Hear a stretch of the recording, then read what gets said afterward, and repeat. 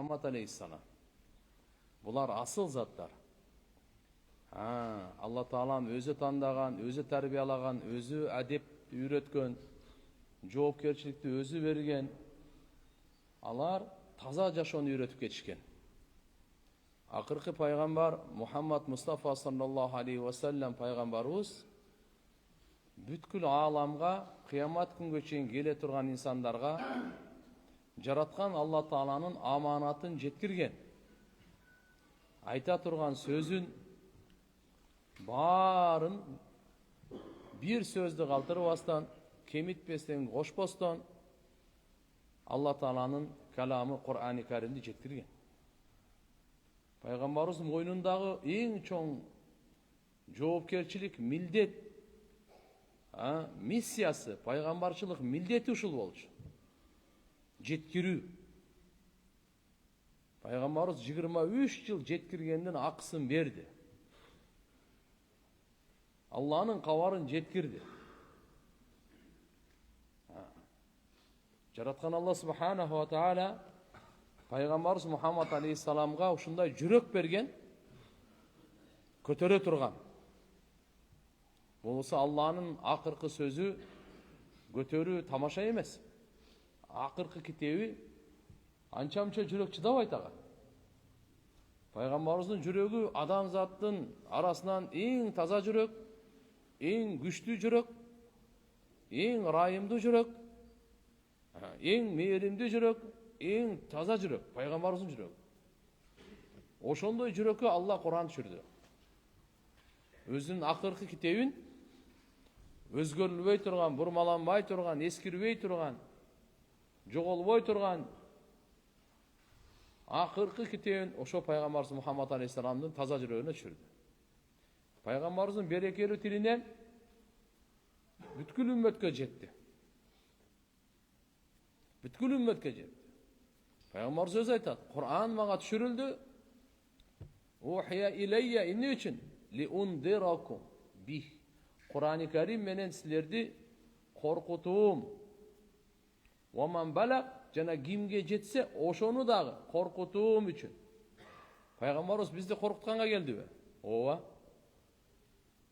Эгерде силер капырлыкты таштабасаңар, ширкти таштабасаңар, күнөөнү таштабасаңар, арамкорлугуңарды таштабасаңар, көкпеттик кылып, арамдан кайтпасаңар, анда коркунучтуу азап күтүп турат. Коркутуу үчүн бузукулукту таштагыла, кан төгүүнү токтоткула, текеберликти таштагыла, көрө албастыкты токтоткула, ушак жала токтоткула. Арамдын нерсе бар. Пайгамбарыбыз коркутуп атат. Бирок боорукерлиги менен коркутуп атат. Эне баласын коркуткандай, каракчылын коркуткандай эмес. Пайгамбарыбыз саллаллаху алейхи ва саллям ошол эле кезде Надир, Башир, ким Аллага башип, иман келтирип, мойнун Алла Таалага мойын сунса, баш ийсе, ага кушкабарларды айтты. Коркуткан жок. Алланын ырайымы, жардамы, берекеси, колдоосу, кечирими, ыраазычылыгы, Алланын нуру, түбөлүктүү бейиши, улуу даражалар, дуалардын кабыл болгондугу бардыгын айтты. Мал мүлкүңөргө береке берем, жан дүйнөңөргө береке берем, мал дүйнөңөргө береке берем, диниңерге береке берем, ахиретиңерге береке берем. Бардыгы. Ошон үчүн туугандар, пайгамбарыбыз Мухаммад алейхиссалам адам заттын мугалими. Иннама буисту муаллиман. Мен дүйнөгө жиберилген максаты таалим бериш үчүн. Алладан алат, бизге берет. Алладан үйрөнөт, бизге үйрөтөт. Ушунун аты пайгамбар. Алланын кабарын үйрөтүү, өкүмдөрдү, бардык кыла турган иштерди үйрөтүү үчүн. Пайгамбарыбыз бүткүл адам затка акыйкатты үйрөткөнгө келген, адилеттүүлүктү үйрөткөнгө келген, адал жашоону үйрөткөнгө келген, ынтымактуу, ырайымдуу, уяттуу, жөнөкөй жашоону үйрөткөнгө келген, бактылуу болгондун жолун үйрөткөнгө келген, бейишке кире турган жолду үйрөткөнгө келген, дозоктун жолунан сактанганга кандай жол менен сактанышыбыз керек, ошол жолду үйрөткөнгө келген. Ошон үчүн адам баласы дайыма Алла Таалам берген акылды эң биринчи итеч керек. Ай, менин иманымдын нуру көбөйүп атабы, же азайып атабы? Күн сайын ойлоно турган, күн темасындагы биринчи номер ушу болуш керек да. Менин иманым көбөйүп атабы, же азайып атабы? Имандын нуру көбөйөт. Жакшы иштерди кылып, таат, ибадат менен. Имандын нуру азаят күнөөлөр менен. Ойлонуш керек адам баласы. Шайтан качан келет? Каерден келет? Эгерде бул тууралуу ойлонбосо, жашоону ушундай эле жашап аткан болсо, ой жүргүзбөй, анда анын иманы коркунучта.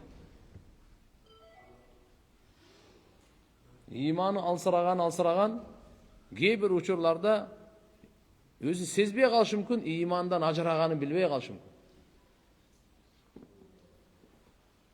Ошон үчүн туугандар, мынакей бизге Алла Таалам иман берди.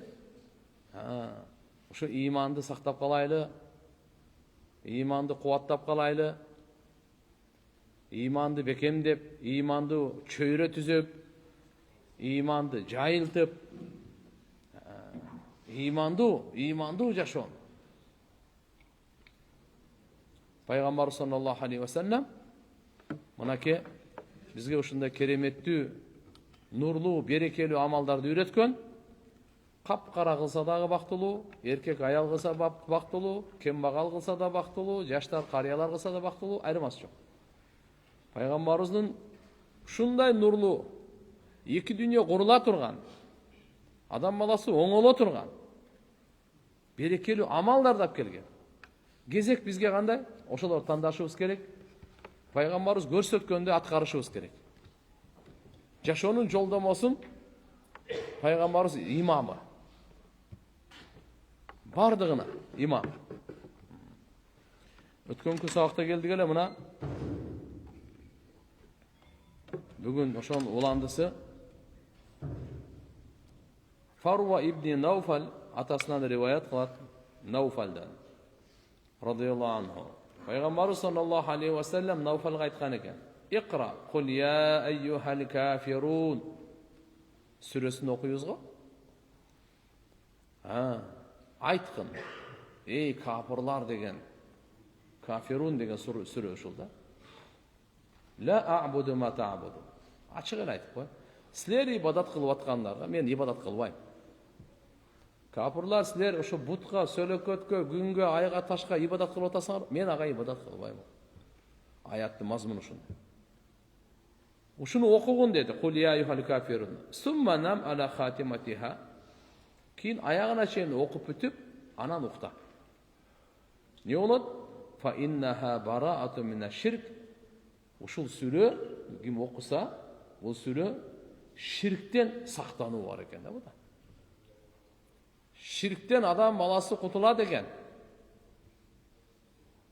Бараат куткарылат ал.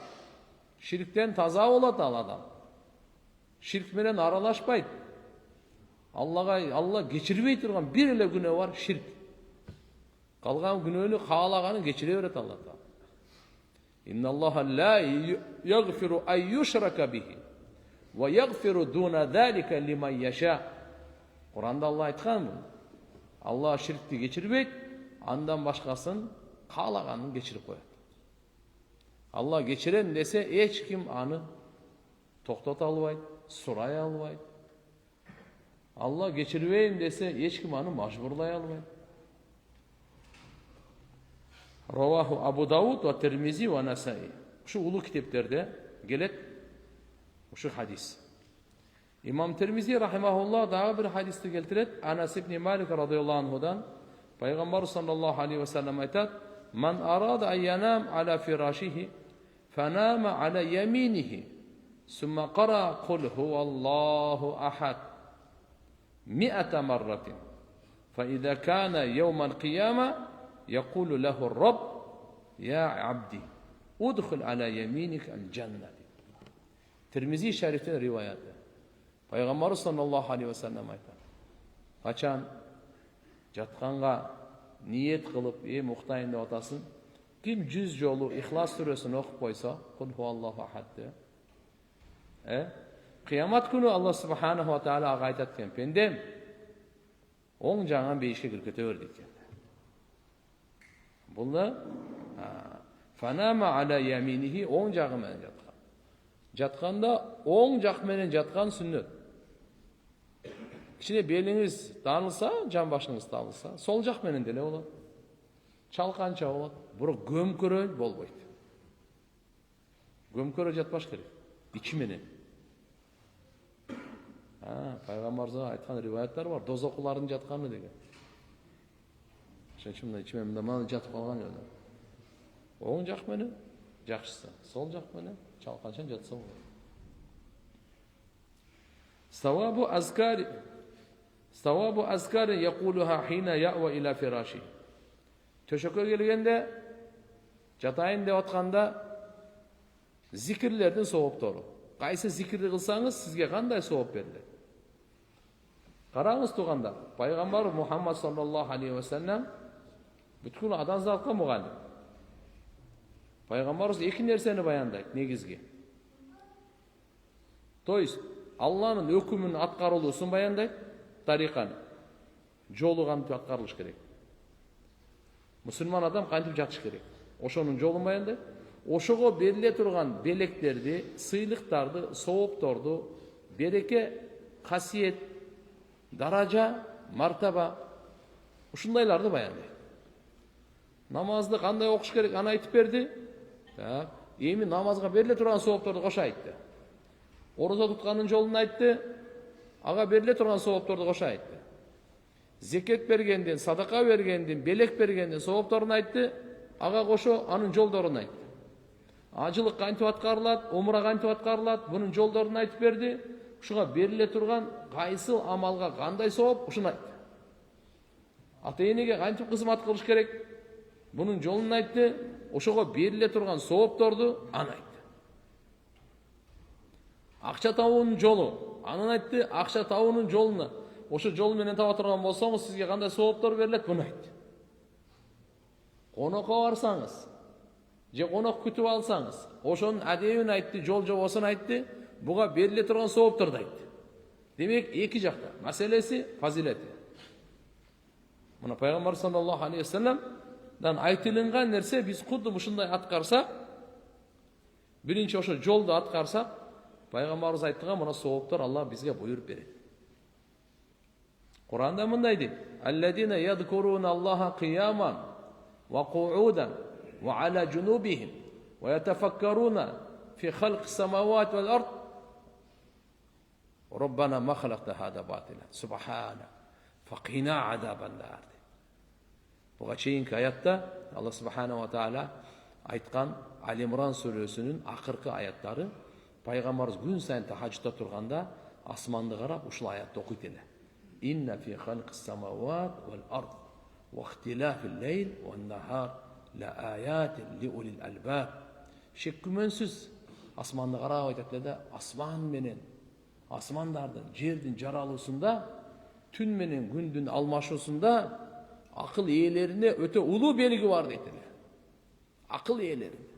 Пайгамбар сөзү ой жүргүзөт эле, карачы асман, ушунча түн. Ким жаратты, кандай жаратты? Айлар, жылдыздар, планеталар, керемет эми.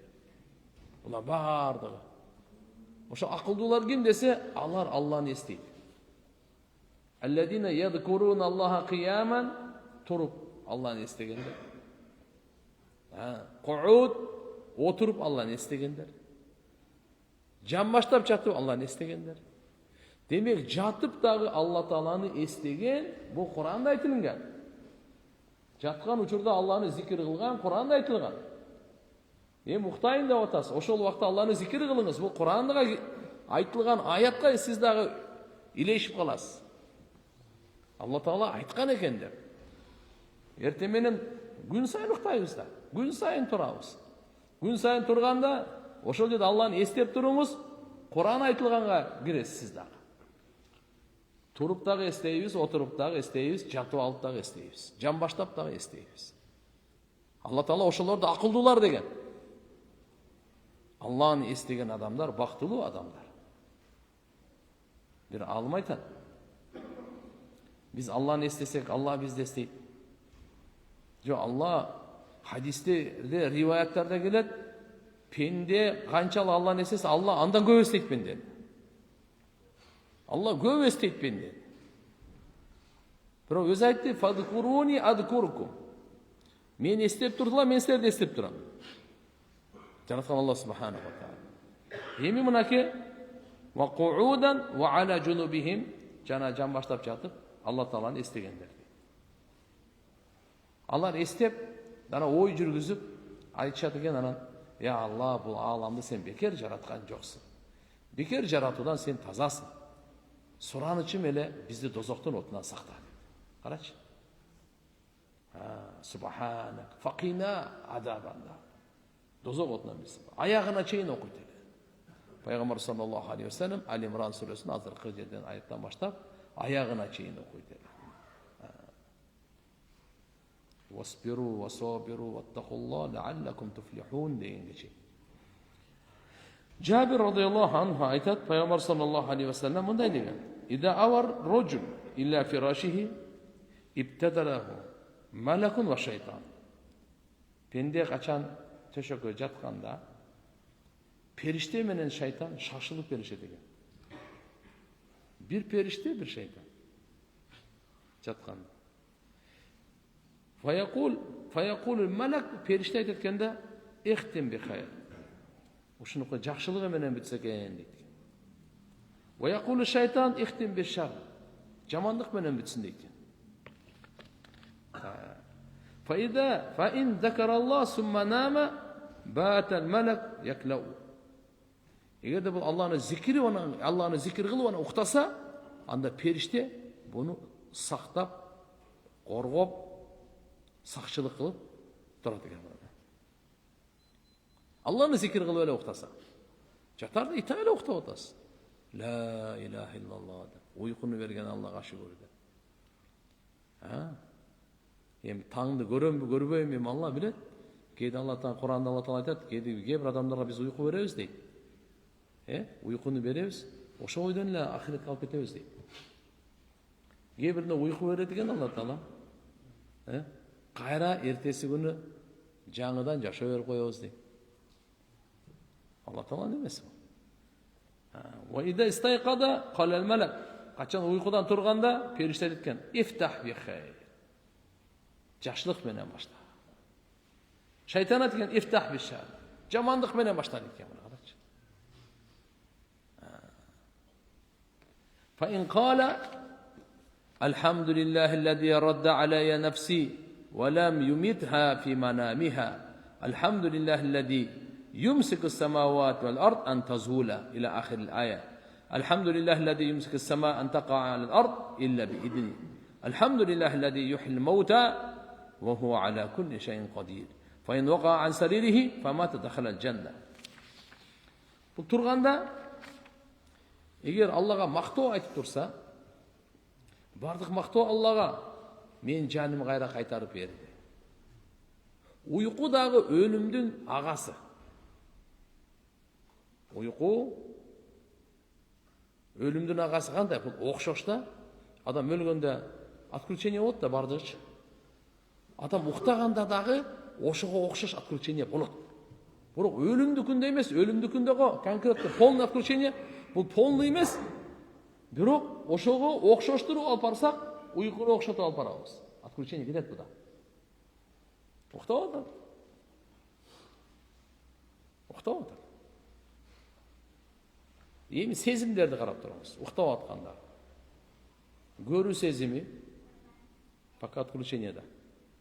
Угуу сезими отключениеда. Сүйлөө сезими, жыт, ой, колгон баскан турган бар азгыча отключение.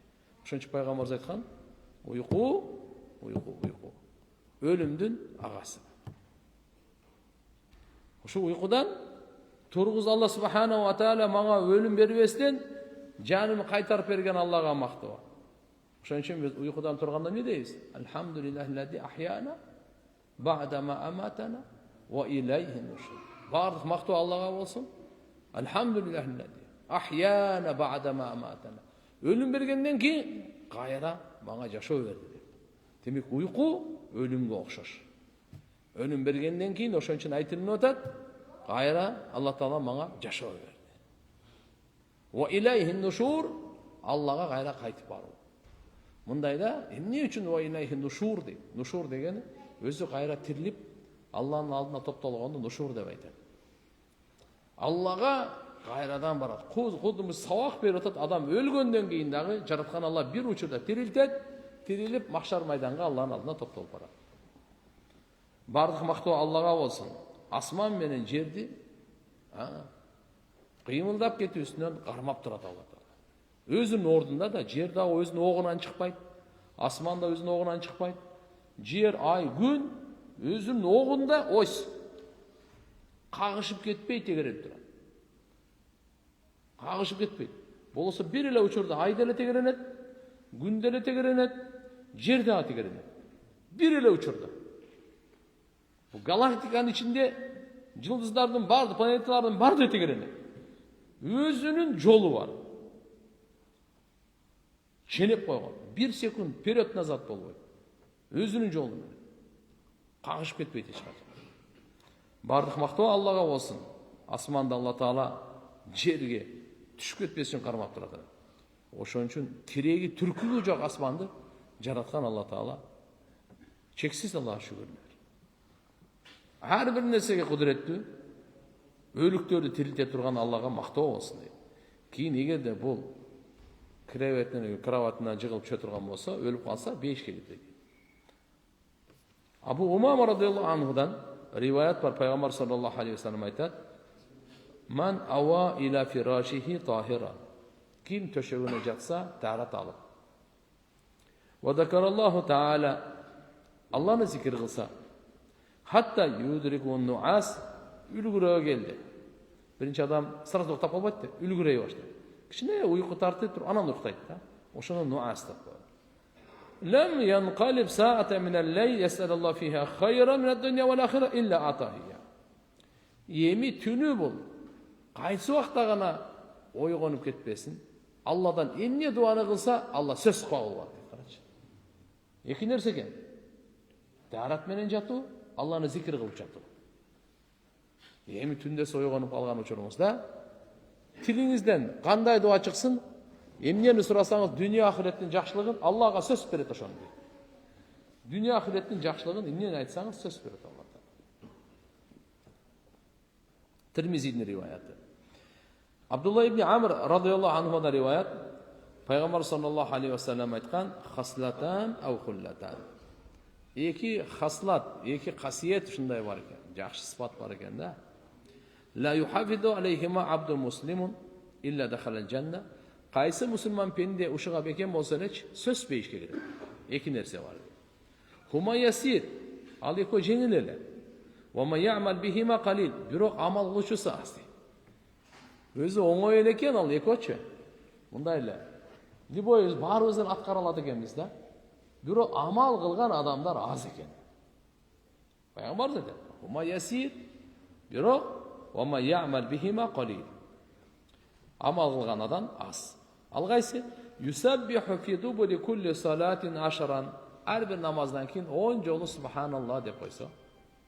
Ва яхмаду ашран 10 жолу алхамдулилlah деп койсо. Ва юкаббиру ашран 10 жолу Аллаху акбар деп койсо. Ар бир намазда 10. Канча болду? 30 болду? Так. Ар бир намазда айтыңыз, демек багымдатты айттыңыз 30ду. Кечке чейин айттыңыз. 5 көбөйтсө канча болот? 150. Ушунча болот. Ар бир намаздан айтып атасыз 10до. Кечке чейин 5 убакыт намаз бар. 150 болот да. 150 zikr. 50 ve 100 bil lisan ve 1500 fil mizan. Tilde 150, tarazаңızda 1500 сауап жазылады. Man jaa bil hasana falahu 10 amsalha. Kim bir жақсылықты алып келсе, аға 10-ды қайтарып беремін деген, 10 есе қайтарады. Алла субхана ва тағала бұл автоматически, сразу, күтпестен, ойланбастан қайтарылған 10-да. 5 уақыт намаз оқойыз, бұл 50 малдан жазылып отырады, білесіз да? Просто бізде сезім өшіп қалды. Бұл осы 50 мал намаз оқығанның соғы жазылып. Өзі 5 еле оқойыз. Бірақ Алланың алдында 50 мал намаз оқыды деген соғып жазылып отырады. Күн сайын. 10-ға көбейтіп береді Алла тағала. 10-ға көбейтіп береді. Емне дейтін? وَيُكَبِّرُ 34 إِذَا أَخَذَ مَضْجَعَهُ. Еми жатарда 34 жолу Аллаху акбар деп қойын. وَيَحْمَدُ 33. 33 жол Алхамдулилlah деп қойын. وَيُسَبِّحُ 33. 33 жол Субханаллах деп қойын. Демек қанша болды бұл? 100 болды. Субханаллах 33, Алхамдулилlah 33, Аллаху акбар қанша? 34. 100 болды. Жатарда ушуларды айтып қойын. Жатып алып эле айта бер. Кейбірлер айтады, жатып алып зикір қылсаң әдепсіз болып қалбайды. Жоқ. Жатып алып зикір қылған әдепті болады. Себеп қайсы учурда пайғамбарымыз қандай қылса, ошоны әдеп деп айтамыз. Бұл зикірде таспихати Фатима деп қояды. Фатима енемізге пайғамбарымыз өзгөчө үйреткен зикір. Жатарда ушуну аткар депчи. Фатима енеміз турмушка чыкканда жоқчылық доор, қиынчылық доор, бар нәрсені қолы менен қылады. Осы пайғамбарымыздың қызы, Али радиаллаху анхунун жуайы. Фатима енеміз кішкене жашаудан қиналғандан пайғамбар саллаллаху алейхи ва салламдың алдына ол жоның малы арасында қызматшылар да келген эле. Ушундай сунуш болуп, пайғамбарымыздан bir қызматшы жардамчы сурайсыңбы деп. Пайғамбарымыз барған. Пайғамбарымызға барған. Барса, кішілерге оқшайды. Фатима енеміз ұялғаннан айтпай қайтып басы берген. Фатима енемізді барғанын пайғамбарымыз байқап қалған оқшайды. Ертесі күні пайғамбарымыз өзі үйлеріне келеді. Келсе, Hazret Ali radıyallahu anh мен Фатима енеміз үйде екен. Анан айтады, Фатима қызым кеше келдің еле, ешнәрсе айтпайлы қайда кетіп қалдың, не тыншылық па, жақсы еле. Дағы деле айта албай қойды. Анан Hazret Ali radıyallahu anh айтады, Я Расулаллах, мен Фатиманы жібердім әле сізге. Үй тұрушы тіргейшіліктен кішкене қиналғаннан, шу пайғамбарымыздан бір жардам сұрасаң, бір берсе ушундай қандай. Жардамчы берсе. Себеп дегенде суны қол менен ташыған доор, будайды қолы менен жаншыған доор, азандай жоқ де. Бардық нәрсені өзінің қолы менен қылған доор. Мазол болып кеткен екен қолдары. Анан ошондо пайгамбар саллаллаху алейхи ва саллям айтат: Фатима кызым, мен сага бир амал айтайын. Сен ошону аткарсаң, сен сураган күндөн дагы жакшыраак. Сен сураган кызматчыдан дагы ал жакшыраак. Ал кайсы? Жатарда сен субханаллахны 33 жол айт, Алхамдулиллахны 33 жол айт, Аллаху акбар 34 жол айт. Пайгамбарыбыз Фатима энебиз айтат: мен ушу пайгамбарыбыз айтканды амал кылсам дейт, эртеси тарлап турам го, вообще чаржабагандай, күчкө күч кошулуп, мурдагыдан дагы маанайым жарык, настроение 5 жакшы болуп калдым дейт. Ошо энебизден калган зикир бул. Жатарда 100 жолу зикир кылып коебуз. Субханаллахны 33 жол, Алхамдулилlah 33 жолу, Аллаху акбар канча жолу? 30. Жол болсо кейбир риваяттарда 33, анда ла илаха иллаллах менен 34 кылып коебуз. Вахтаху ла шарика ла, лахул мулк ва лахул хамду ва хува ала кулли шайин кадир. Мына фазалика миятун бил лисан ва альфун фил мизан. Мына 100 тилде, таразада 1000 дейт. 10 эсе да. Ушул калганда бул жерде 1000 болуп атат. Ага чейин канча болду эле баягы? 1,5 2,5 соопту алганга эмне алсырайсыңар дейт. Эртеге сага эч ким бербейт муну дейт. Ушуну жашоо менен эле улантканча эле алып кете берсең, и так эле жашоо өтүп атат. Жүрөгүң нурланып атат. Сооп алып атасың. Алланын ыраазычылыгы 2,5 сооп. Анан не деди? Пайгамбарыбыз فلقيت رأيت رسول صلى الله عليه لقد رأيت رسول الله صلى الله عليه وسلم يعقدها قالوا يا رسول الله. Ушуну пайгамбарыбызды көрдүм дейт, пайгамбар санап берген дейт. 2,5 мен. Анан адамдар сураштыр: "Я Расулаллах, кайфа хума ясир ва я'mal бихима qalil." Пайгамбар башында айтпадыбы? Бул эки оңой эле. Бирок амал кылуучусу аз дебедиби? Ошол кандай түшүнсөк болот деп сахабалар пайгамбарыбыздан сурашты. Пайгамбарыбыз айтты: "Я'ти ахадукум, я'ни аш-шайтан фи манамихи фаюнавимуху qabla an yaqulaha." Ал мындай болот: амал кылган аз болгону, шайтан бір өңөргө келет дагы алдыңарга. Акырын аз кырып туруп уктатып коет, буну айттырбай дейт да. Болбосо 100 жолу эле жатардачы. 100 жолу айтабыз. Ушуну айттырбай уктаттырып коет дейт. Мынакей. Амал кылганы аз дегени өзү оңой эле, бирок амал кылгандар аз деген биринчиси. Да. Ва я'тиhi fi salatihi fayudakkiruhu hajatan qabla an yaqulaha. Жана намаз окуп аткандан кийин ондон не дедик го? Ошону дагы айттырбай, намазда шайтан келеткен дагы проблемаңы эстете баштайт экен да. Тигиге жолугушуң керек эле, мына калып кетти, буга мынаны эстетишиң керек эле, тигиде мынаны алышың керек эле деп намазда толтура проблемалары сен кажеттерин эстетет дагы. Не дейт? Фаюдаккируху хажатан qabla an yaqulaha. Буну айттырбастан алып кетип калат дейт мага. Ошентип амал кылмай калат дейт мына. Турганда намаз кимдин алдында окуп атабыз? Биз ойлогон бардык жакшылык ошонун колунда. Кайка шашасын. Биз корккон, чочулаган бардык жамандык ошонун колунда. Бизге бирөө зыян кылып коет, мындай кылып коет. Адам баласы бир жакшылыкка же бир жамандыкка экөөнүн бирөөсүндө болот да. Экөө тең жакшылык, жамандык Аллахнын колунда. Ошону алдында сажда кылып атасың. Каяка шашыласың? Шашылбай намаз окуу. Аллах субханаху ва таала берет. Албетте, пайгамбарыбыз багымдатын сүннөтүн кыска окуйт эле. Айшене өзү айтат, сүннөтүн окуганда, Фатиханы окуду деп ойлонуп калат элем. Кыска окуйт эле.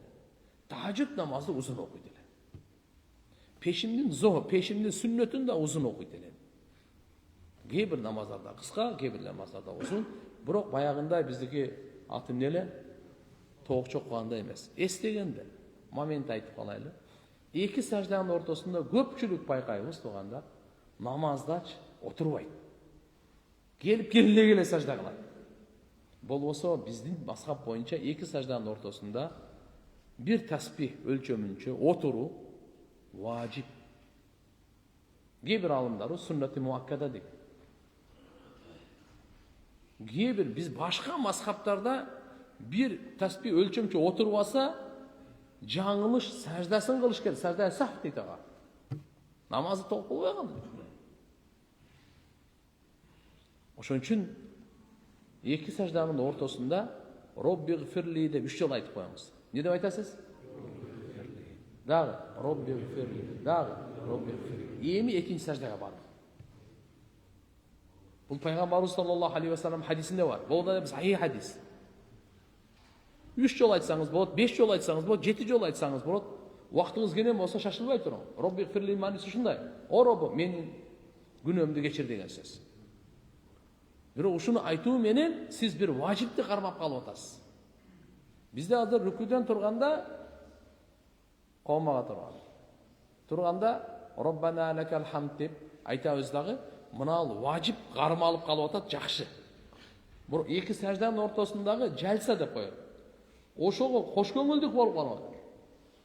Шайтан биринчи адамды намаз окуп турбайт. Ар шылтоон айтып, ар алаксыз базгыртып. Намаз окуп баштаса эптеп-септеп окуп турат. Өзгөчө эки сажданын ортосунда отургузбай сразу сажда кылдырат. Бул шайтандын иши. Ошон үчүн иши аракет кылайлы. Роббигфирли деп 3 жолу айтып, шашылбай. Анан бар. Сүннөттөрдө, нафилдерде бекем эле кармап ал. Себеп дегенде ушул айтпаган себебинен жөн эле кетип калып атат. А бизде мазхабыбызда фарыз намаздарда отурсун дейт.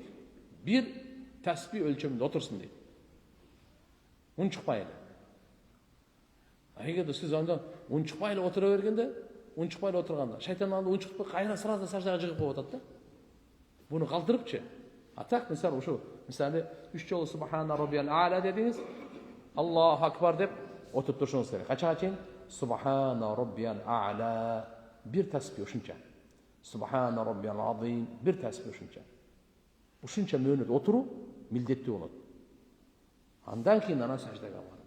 Ошон үчүн иншалла карап туруп, эгерде даже биздеги азыркы аалымдарыбыз ушу намаздын эки сажданын ортосундагы важип амал калып кетип атат деп, ошого даже фарз намаздарда дагы робби гфирли деп 3 жолу айткыла.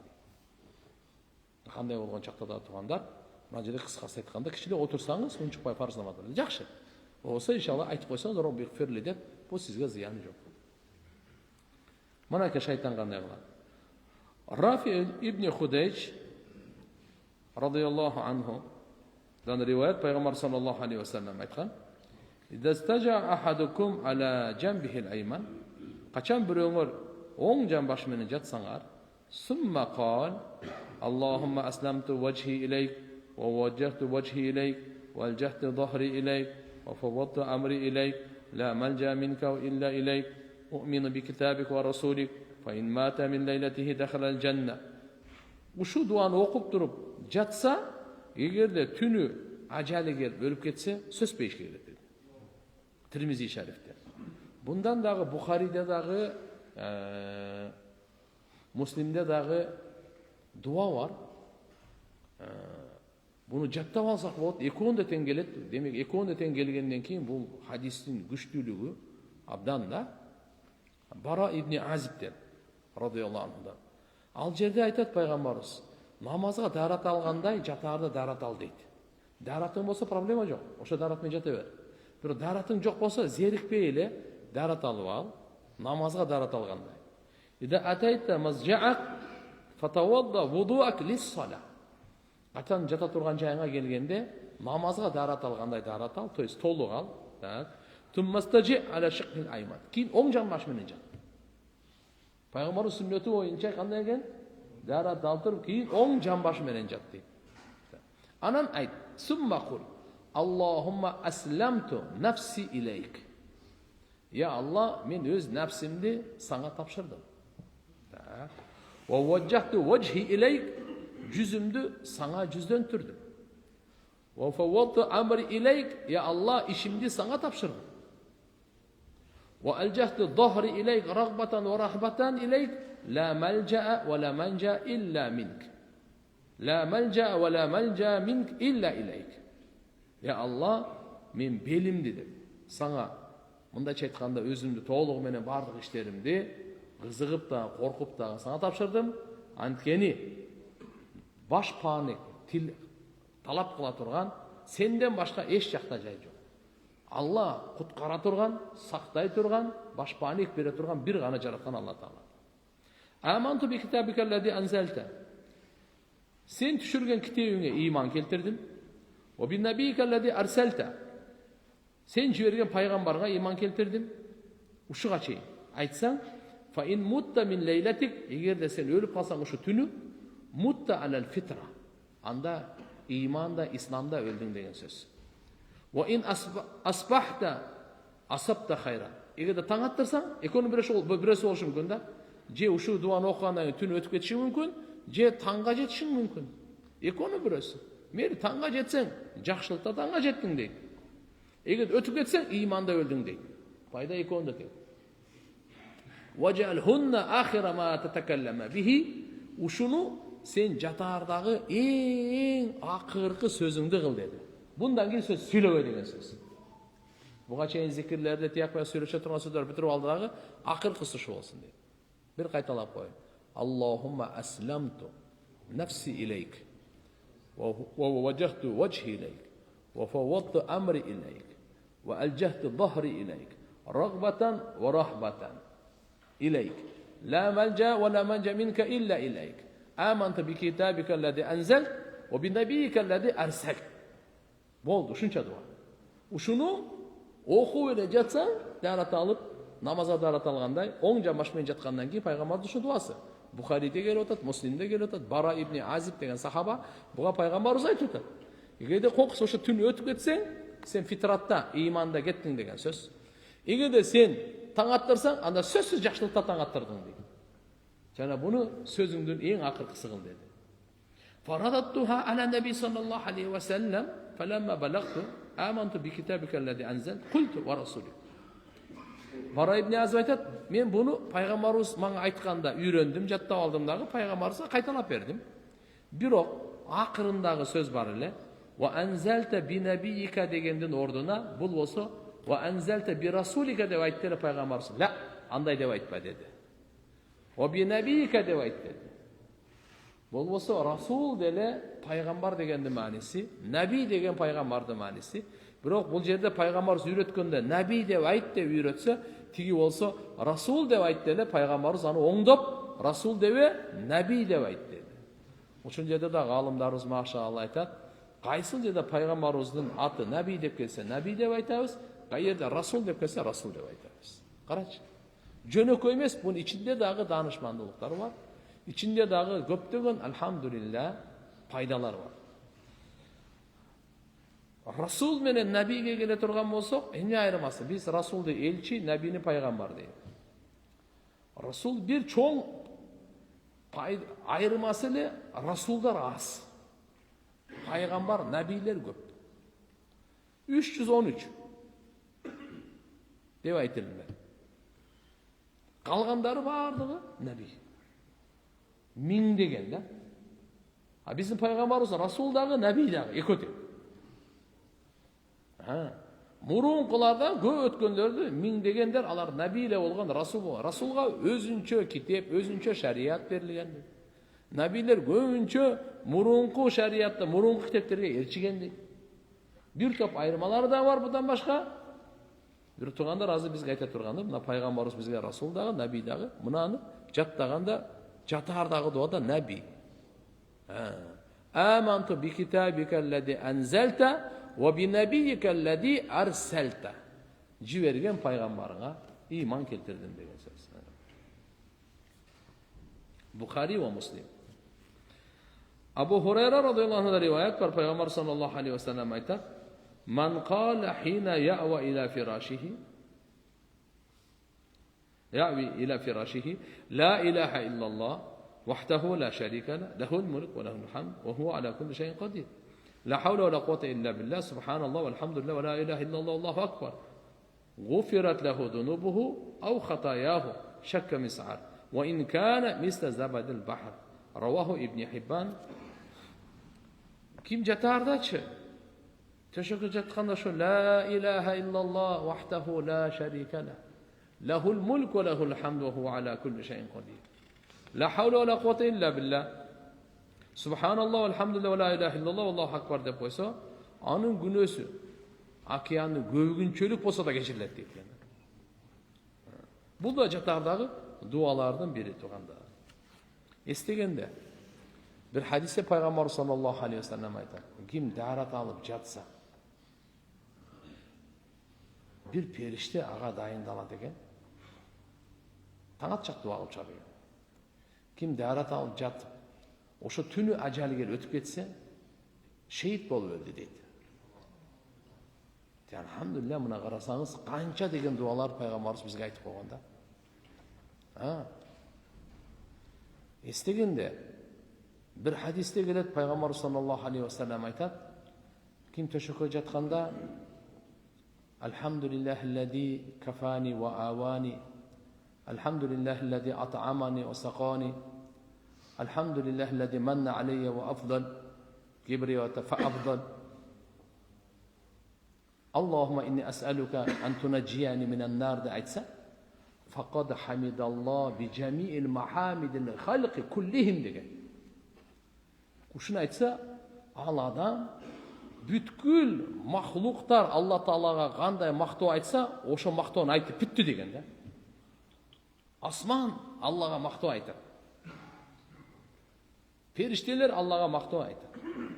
Ай, жылдыздар Аллага мактоо айтат.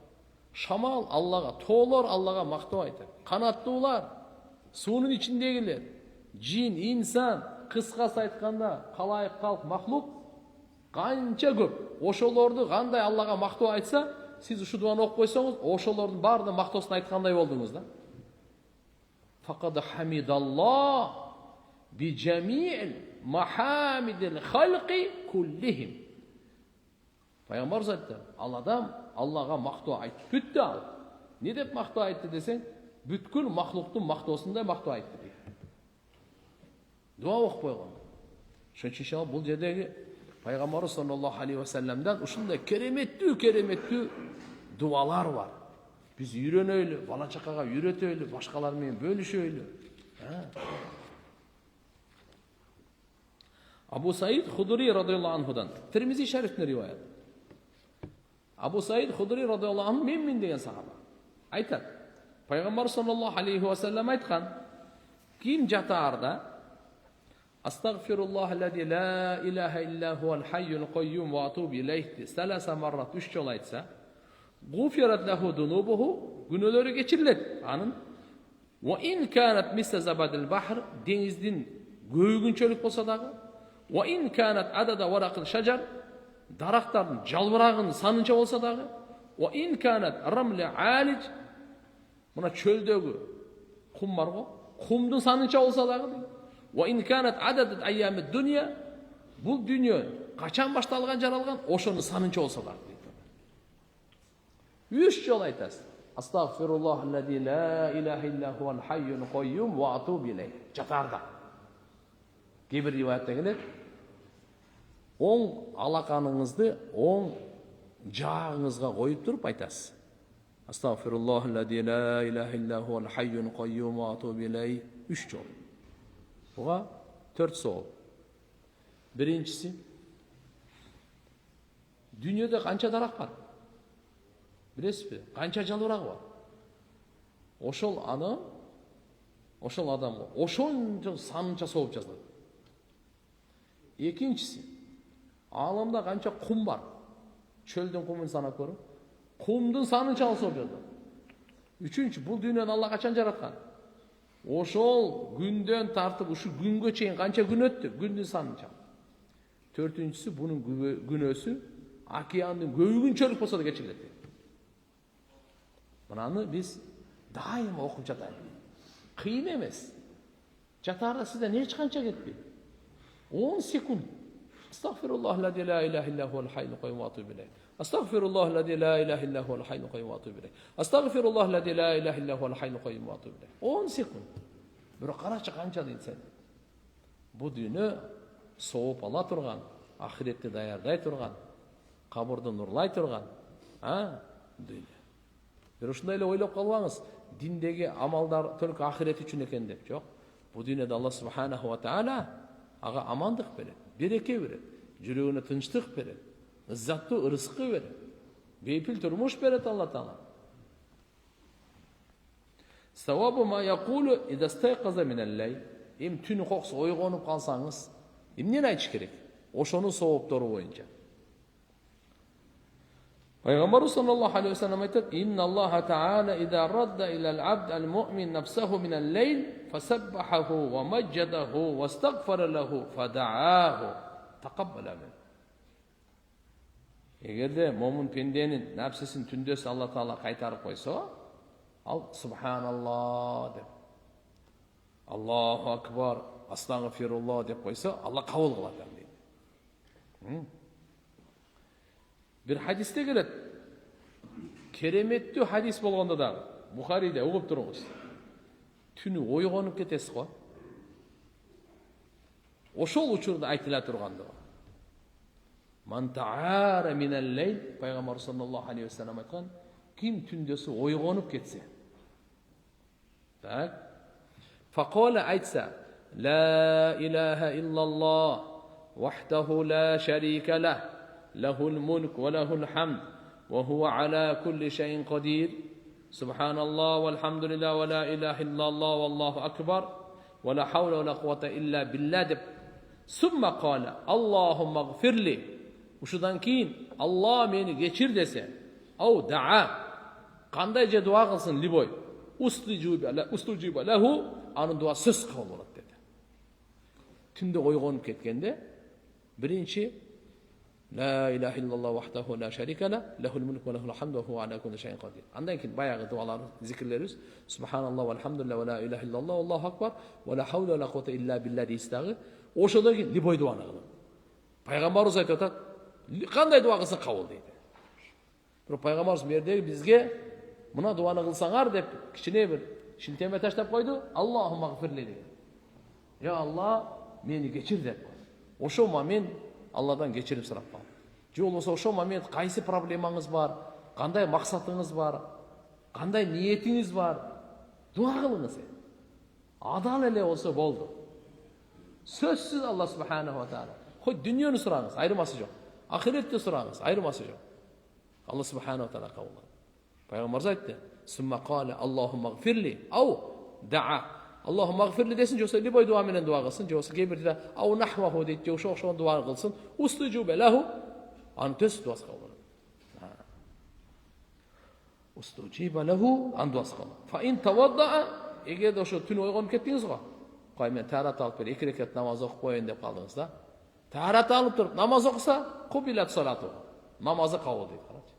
Ushul yerda ochiq payg'ambarimiz aytib qo'ygan, tarat olib namoz o'qib qo'ysa, namozi qabul bo'lgan deydi.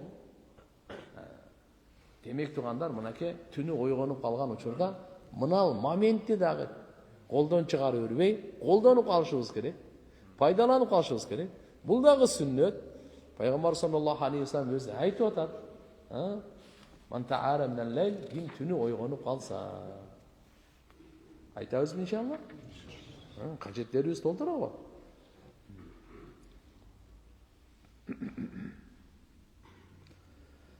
Tabarani'nin rivayetinde gelir İbn Umar radıyallahu anhumadan Peygamber sallallahu aleyhi ve sellem aytar: "Man qala hinna yataharraknal layl Bismillahi 10 marrat ve subhanallah 10 amantu billahi ve kafartu bit tağut 10 wuqiya kull dabin yatakhawwafu ve lam yenbaghi lidam an yudrikahu ila misliha."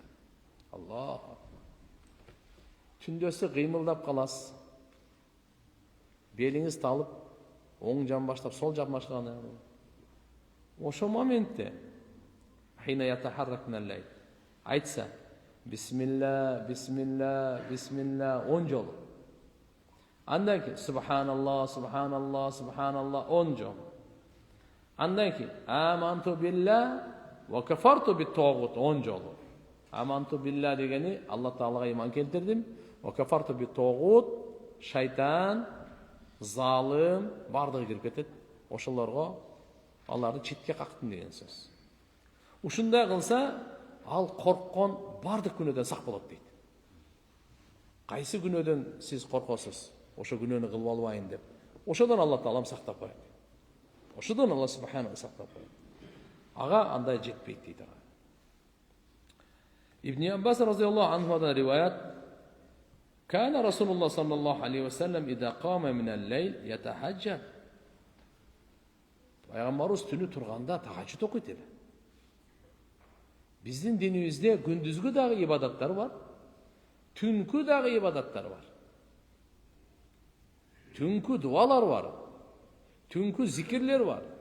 Tünkü namazlar var. Tünde okula turgan Kur'an-ı Kerim'in süreleri var, özgöçe ayetler var. Tünkü meylet. Tündögü bolgan ibadat var go, bul ihlaslılıkka jakın. Siz hiç kim görmeydi Allah'dan başka. Tündögü bolgan tilek tez kabul болады. İnnen naşiyetel leyli hiye eşadu vat'av ve aqvamu qila deydi. Tünküsü. Tez kabul болады деген tündögü dua. Nafsini basqanға ta'siri güçlü болады деген. İhlaslılıkты пайда қылғанға жардамы güçlü болады деген. Ошон үчүн tahajjud намазына Кудай кааласа келебиз. Пайгамбар саллаллаху алейхи ва саллям айткан, силерден мурдагы өткөн оолиялардын адаты бул. Бактылуу, салихин, таза, түз жүргөн адамдардын адаты бул. Бекем кармаңгыла. Күнөөлөр кечирилет. Шайтанга базгандай чапкандай болот. Базган менен чапкандай болот шайтан. Gündüzü günөөдөн сактанганга күч болот. Tahajjud namazды жакшы окуп жүргөн адамдар gündüzü Allah Taala o kişilerdi ошонун tahajjudдун берекесин günөөдөн сактап коет экен. Munhat. Ибн Аббас разияллаху анху дейт, пайғамбар тұрғанда айтады: "Аллахумма раббана лакал хамд анта қоййимус самавати вал ард ва ман фихинна, ва лакал хамд анта нурус самавати вал ард ва ман фихинна, ва лакал хамд анта маликус самавати вал ард ва ман фихинна, ва лакал хамд анта ал-хаққу ва қаулука ал-хаққу ва вa'дука ал-хаққу ва лиқаука хаққун вал джаннату хаққун ва ан-нару хаққун ва набиyyuna хаққун ва Мухаммадун саллаллаху алейхи ва саллям хаққун ва саату хаққун. اللهم لك أسلمت ولك آمنت وعليك توكلت وإليك أنبت وبك خاصمت وإليك حكمت فاغفر لما قدمت وما أخرت وما أسررت وما أعلنت وما أنت أعلم به مني أنت المقدم وأنت المؤخر لا إله إلا أنت. رواه بخاري ومسلم. هناك تحجد تغضوا İstegende geber rivayatlerde az mına jerde qanday ketdi? Allahumma lakal hamd anta qayyimus samawati vel ard ve man fihinna ve lakal hamd anta nurus samawati vel ard ve man fihinna ve lakal hamd anta malikus samawati vel ard ve man fihinna. Geber yerlerde anta rabbus samawati vel ard ve man fihinna anta maliku ve anta mulkus samawati. Rivayatlar başqacha kelib qolsa cho'chilawaylar qo'y. Eshitib emas. Al dele bo'ladi, bul dele bo'ladi deb atgan. Buna Buxoriy, Muslimda hozirgi o'qib atganimizda birinchi Qoyyimus samawat, andan keyin Nurus samawat, andan keyin Malikus samawat. Aql bor. Malikus samawat. Qolganlari o'xshashlar ketadi. Va lakal hamd antal haq. Alloh senga maqtov olsun, sen haqiqatsin. Va liqauka haq. Senga joluğu haqiqat. Ve kavluka hak, senin sözün hakikat. Ve va'duka hak, senin vadan hakikat. Vel cennetu hak, beyiş hakikat. Ve naru hak, dozok hakikat. Ve nebiyyuna hak, bardık peygamberler hakikat, hak bular. Ve Muhammed sallallahu aleyhi ve sellem hak, Peygamber sallallahu aleyhi ve sellem hakikat. Ve saatu hak, kıyamet günü hakikat.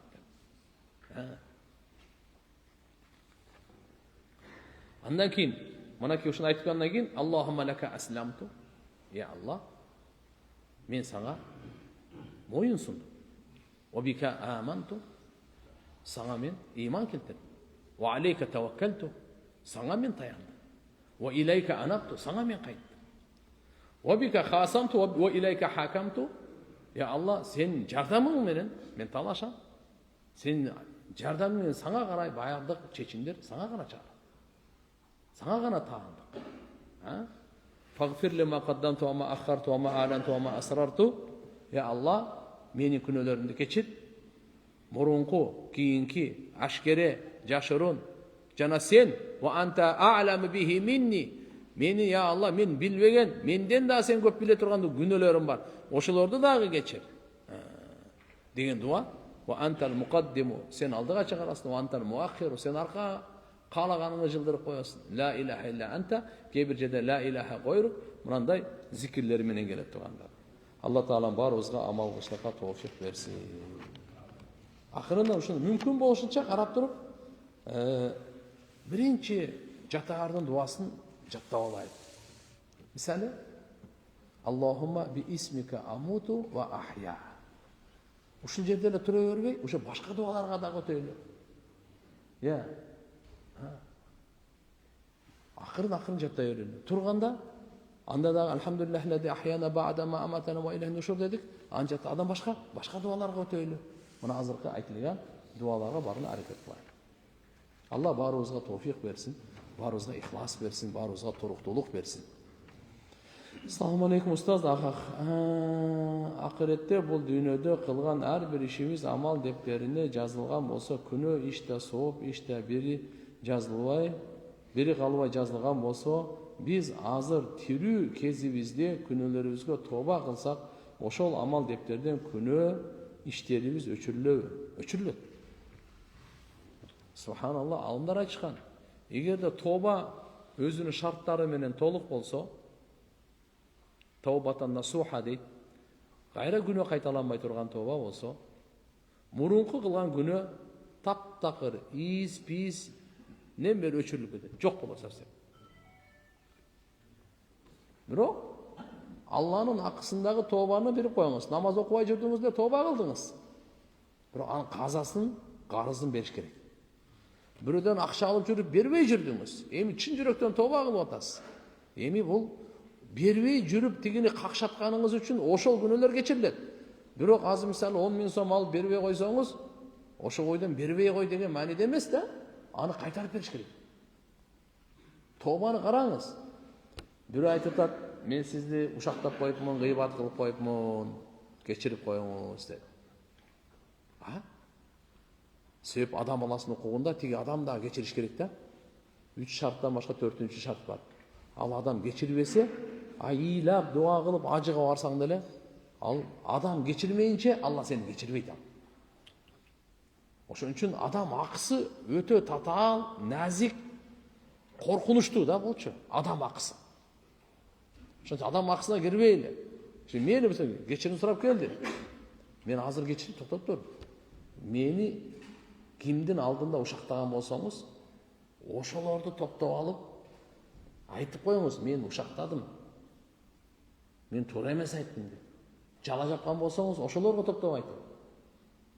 Интернет булагынан мен жамандасаңыз, интернет булагынан чыгып туруп эми актаң. Ошондо күнөө кечирилет болот. А мындай эмес да, сен миллион адамга жамандап коюп туруп, миллион адамга жамандадың да, бияктан келип бир адамдан кечирип сурап коюп, ал менен болбойт ал. Жүздөгөн адамдарга зулумдук кылдың. Мал мүлкүн тартып алдың. Кордодуң. Эми аны кечирип кой. Ал мени кайтып кечирилет. Ал мени кечирилбейт ал. Ошон үчүн туугандар, өтө этиятташ керек мына соц тармактагы маселелерде. Мисалы бирөөдөн мен буну урушуп койсом, оңой эле да, мен бага ортодор кечирип сурап коем. Бир нерсесин алып койсом, оңой эле ушуга кайра кайтарып коем. Ошон үчүн кечирим маселеси мында.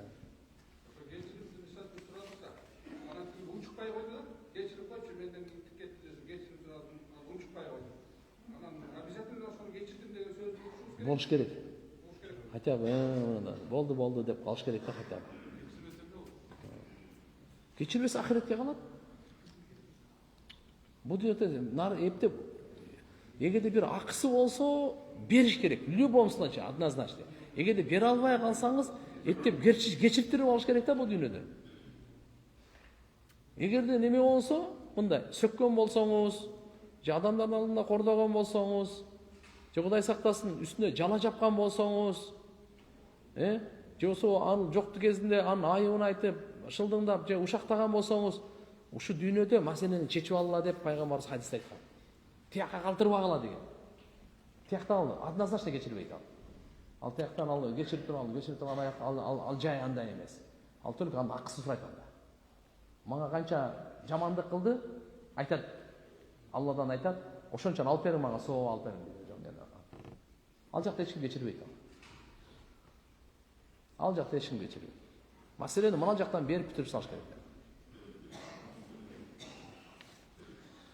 Пайгамбарыбыз алейхиссаламдын учурунда душмандарды разведка кылганы барганда сахабалар өзү жөнүндө маалымат айтпай, же жалган маалымат айтып, алар жөнүндө маалымат топтогону, ошондой болсо азыркы разведкага тиешелүү адамдарда өзү жөнүндө жалган маалымат таратып, душмандарды аныктаганы туура эле болобу?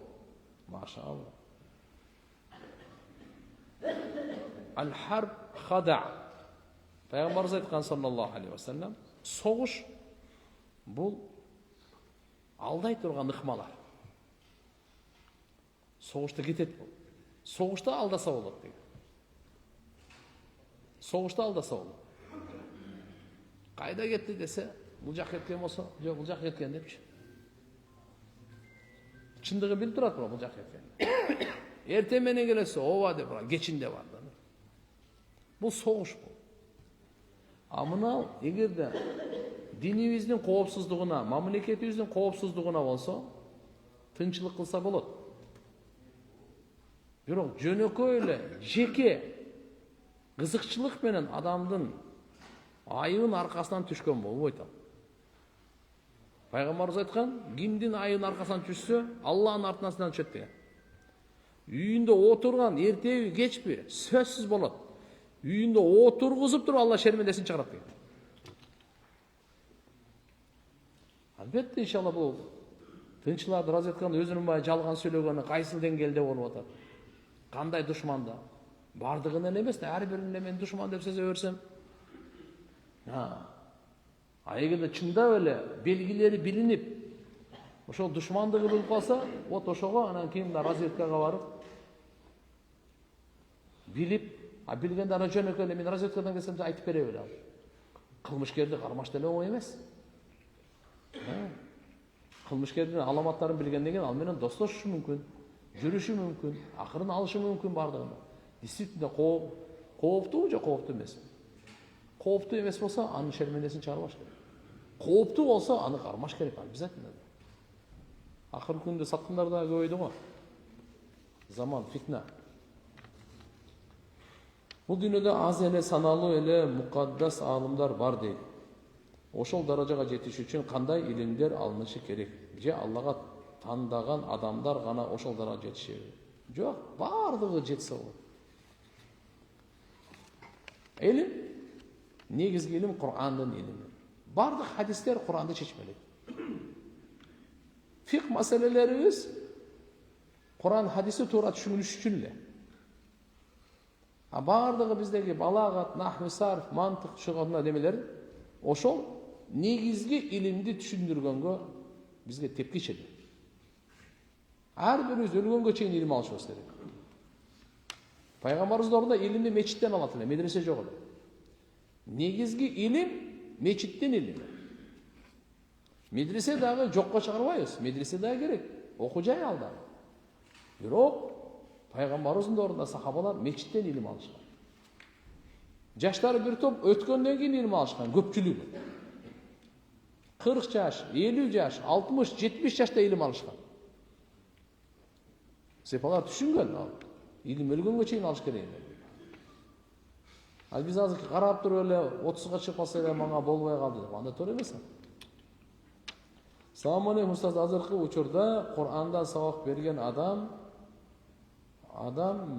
бар акыйдадан, фикhtен жана башкалардан сабак беришет. Ушул диндеги илимдин баарын өз ичине камтып ала турган адамдар барбы? Мисалы, дин боюнча универсал адам же көпчүлүгү бир тараптуу илим алганга жетишеби? Негизи дин боюнча толугу менен илим алса адамдын өмүрү жетеби? Жетпейт.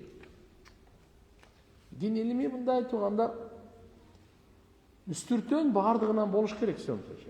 Кичине түшүнүгү тафсир боюнча, акыйда боюнча, фикh боюнча, тарых боюнча, усул боюнча аны сөзсүз түшүнүгү болуш керек. Бирок багыты кийин сөзсүз бир жака кетет. Тафсир менен кетет, же хадис менен кетет, же фикh менен кетет, же нахв менен кетет, же балагат менен кетет, же усул менен кетет, же тарых менен кетет. Эми толтура да. Бирок бардыгынан өмүр жетпейт го дейм, илим көп го. Билбеген дайыма адамдын билгенинен көп болот да. Мен 7-8 жылдык каза намаздарымды толуктап баштагам. Андан тышкары араб тилин өздөштүргүм, даватка чыгып, сиздин сабактарыңызга баргым келет. Ушул учурда казаларымды толукташым зарылбы, же аталган амалдарды параллельно алып барышым туура болобу? Же параллельно алып барганыңыз туура болот. Даватка кандай 1 айда 3 жолу чыгасыз. Сабактар эгерде мына жерге келсеңиз, бир жумада бир жолу 1,5 саатка келесиз. Шамдан куптанга чейин. Калган убакытта каза окуй бериң. Казаны окушайбы, даватка чыкканда деле окусаңыз болот. Бул жака келип деле окусаңыз болот. Каза. Биз 3 учурда гана окубайбыз казаны. Күн чыгып атканда, чак түштө күн батып атканда. Калган учурда окуй беребиз. Интернетте подкастта шайтан тууралуу видео көрүп калдым. Анда шайтан дагы деле намаз окуганы айтылды. Шайтан чындыгында эле азыркы күнгө чейин намаз окуганы чынбы? Мен билбейт экенмин шайтан. Намаз окуп атпайм. Башка иштери көп. Намаз менен намаз окуп отурса элди ким аз калат? Намаз окуса оңолуп кетпейби? Жок. Азыркы заманда согуш коркунучу күчөп жатканда, согуш учурунда намаз кандай аткарыларын билгим келет. Согуш учурунда бир ордунда 12-14 саат, кээде бир сутка жылбай тура турган учурлар болот го. Жылсаң өз ордуңду билгизип өмүрүңдөн айрылышыңдын шансы көбөйөт. Анда учурда кан ылай болуп турганда гусул же дарат алганы убакыт болбой калат. Ошол учурда кандай кылынат? Пайгамбар саллаллаху алейхи вассалам учурунда кандай болчу? Биздин учурда кандай болот? Буга бизде ислам динде жолдомо бар. Пайгамбар саллаллаху алейхи вассаламдагы ушундай тынымсыз кармашуудачы, пешим каза болгон, асыр каза болгон, шам каза болгон, куптанды окуганда пайгамбарыбыз айткан капырларга булардын кабырын Алла Таалам от менен толтурсун деген. 3 намаз каза болду деген. Болгон учур болгон. Эгерде сиз айткандай, азыркындай 10 саат, 12 саат күндүшүндө окуп турган болсо, үзүр да бул. Себеп кыймылдап тияк чыга турган болсо, ата турган болсо. Атак Кур'ан-ы Каримде согуш учурунда дагы намазды таштабай сүрөттөр, аяттар түшкөн. Пайгамбарыбыз хадистерде сүрөттөрү бар. Биздин мазхабта кенен айткан ага. Алгандай, душман бул жактабы бетме бет. Жарымы беттешип турат, жарымы намаз окуп турат. 2 рекет окуйт, 2 рекет. Бир имамдын аркасынан 2 рекет окуйт. Макул. Булар барат дагы тигилер келет. Бунун аркасынан 4 рекет, да 2-ни окуйт, имам салам берет. Булар болсо. Өзүнүн намазын толтойт, тигилер келип, булар барып алмашып окуган да ушул учурлар бар да. Ошондо дагы намазды таштабагангачы. Кур'ан-ы Каримде айтат, силер душманга жолукканда Алланы көп эстегиле, бекем тургула. Бекем тургула, Алланы көп эстегиле, Кудай кааласа жеңесиңер. Ошондо дагы Алла Тааланы зикирге үндөп турат да Кур'анда. Вакыт болуп калды. Аны чуага же турат экен, Кудай рахматы. Окуп коеюнчу атай, Бирөөнүн акыркы суроосу экен. Ассаламу алейкум, кандайсыз устаз? Сиз жөнүндө бир түш көрдүм эле. Чубагажы бул дүйнөдөн кеткенден кийинки көргөн түш эле. Айтсамбы же айтпасамбы деп жүрүп айта берейин деп чечтим. Биз аябай көп жамаат болуп, жылан, чаяндардан качып бир туннелге кирет экенбиз. Анан эле туннелдин кире бериши жабылып, караңгыда калат экенбиз. Анан намаз убактысы болуп калып, намаз окуйлу деп атыппыз. Ошондо сиз Чубагажы Абдышүкүр Нарматов дагы көп аалымдар бар экен. Анан Чубагажы имамчылыкка чыкканда өзү да нурдуу болуп, туннелдин ичи жаркырап, жарык болуп кетет экен. Анан биз Чубагажы өтүп кетпедиби деле деп айтканыбызда сизди имамчылыкка чыгарып, өзү арт жакта туруп, сизге уюп намаз окуй баштайт экен. Сиз имамчылыкка чыкканда туннелдин ичи дагы да жаркырап, жарык болуп кетет экен. Ошентип ойгонуп кетти. Алла Таала миша рахматын алсын, чуагдамланы жайын жаннаттан кылсын, баарыбызга да сыраты мустакимга бекем кылсын, сизге ооматыңызды берсин. Субханакаллахумма бихамдик, нашхаду ан ла илаха илля анта, настагфирука ва натубу илейк.